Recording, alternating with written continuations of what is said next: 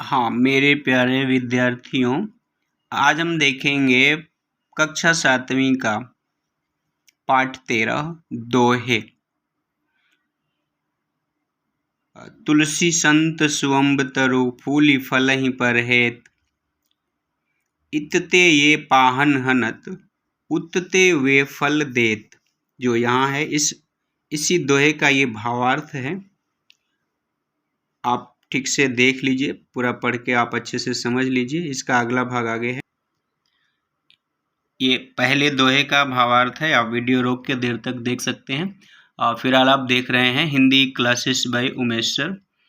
ये दूसरे दोहे का भावार्थ है गोधन, गजधन, बाजधन आदि। आपके पास दोहा है ही, किताब है ही, आप इसको देखिएगा।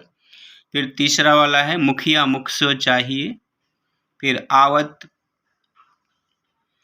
तो इन दोहों का ये है भावार्थ। फिर इनसे प्रश्न और उत्तर। यह है रहीम के दोहे और उनके भावार्थ। रहीमन पानी राखिए बिन पानी सब सोन, पानी गए ना उबरे मानुष मुक्ता चून। इस दोहे का ये भावार्थ है। फिर दूसरा जो रहीम उत्तम प्रकृति।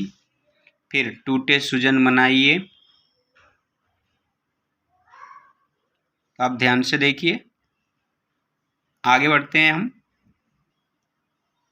ये रहा अंतिम दोहे का भावार्थ और हम आगे बढ़ जाते हैं यहाँ से। मौखिक प्रश्न उत्तर है। मौखिक प्रश्न उत्तर। रहीम ने समझाया है कि जैसे जहरीले सांपों के लिपटे रहने के बाद भी चंदन का वृक्ष जहरीला नहीं होता, उसी प्रकार उत्तम प्रकृति के लोगों पर कुसंग का असर नहीं पड़ता, यानी बुरे लोगों की बुराई का असर नहीं पड़ता। इसी प्रकार प्रश्न 1, 2, 3, 4, 5, 6 के ये उत्तर हैं। 6 का देखिए लिखा हुआ है कि छात्र स्वयं करें, मतलब आपको खुद लिखना है। ध्यान रखिए, ये उत्तर नहीं है, ये उत्तर आपको खुद लिखने के लिए कहा गया है। स्टूडेंट शुड डू योरसेल्फ, आपको खुद करना है। 6वें का उत्तर। आगे फिर बढ़ जाते हैं लिखित का।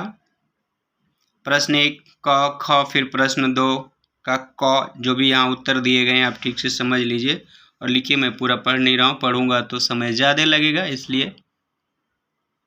फिर लघु उत्तरीय प्रश्न 1, 2, फिर दीर्घ उत्तरीय प्रश्न 1, 2, 3, 4 और इसके बाद है ये मूल्यपरक प्रश्न। आपको ये भी लिखने होते हैं।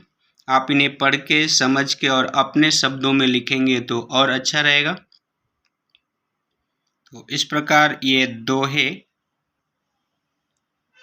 तुलसीदास और रहीमदास के, इनके प्रश्न और उत्तर आप अपनी नोटबुक पूरा कर लीजिए, क्योंकि आपको बहुत जल्दी ही फिर इसे परीक्षा भी लिखना होगा। तो आप लिख लीजिए, याद कर लीजिए, कई बार अभ्यास कर लीजिए ताकि परीक्षा में आप अच्छे अंक प्राप्त कर सकें। फिलहाल के लिए इतना ही। आप देख रहे हैं Hindi classes bye Umesh sir. धन्यवाद।